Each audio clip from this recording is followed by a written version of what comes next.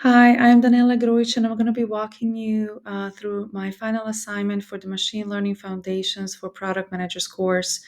My assignment was to build a model to predict the electrical energy output of a combined cycle power plant.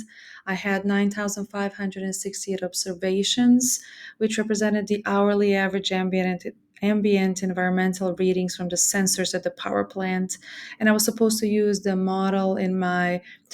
in my model to determine predictions for the net hourly electrical energy output.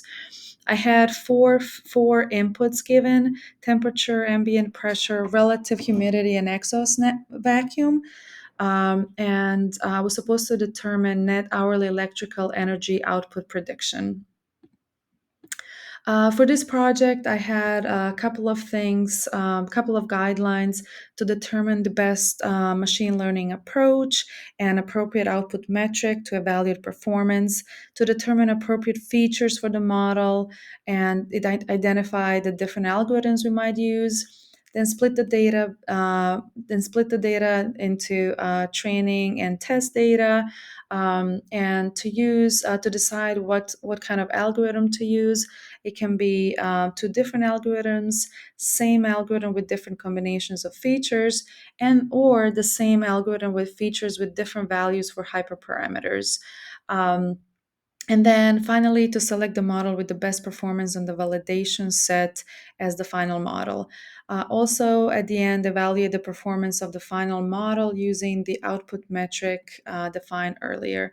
I decided to go with the multiple linear regression, considering that all the values are metric, pretty linear relationship, and the fact that we have multiple predictors and the output makes it very appropriate for multiple linear regression model.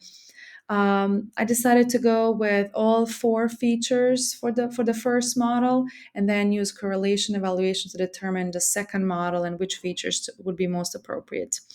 I split the data to 80% for validation training set and 20% for my test set. I considered the fixed and cross validation test for validation, but decided to go with the fixed validation set considering that the data was not too complex. Um, I also used to evaluate the model. I use MAPE. I use the MAPE value.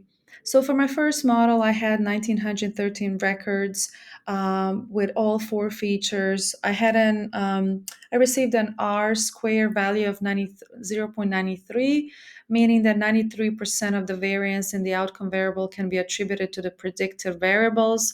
My output metric is mean absolute percentage error with the value of 0.83. My second model was the same number of observations, but I used three features. This time I was able to get R square value of 0.92, meaning that I had 92% variance in the outcome variable. My output metric is MAPE with a value of 0.83. So my first model had R square of 93 in comparison to 2 with 0.92, making it a better model fit for the data and making it a more reliable model. Also, my first model had a lower MAPE, meaning it had less errors, which makes it a more accurate model.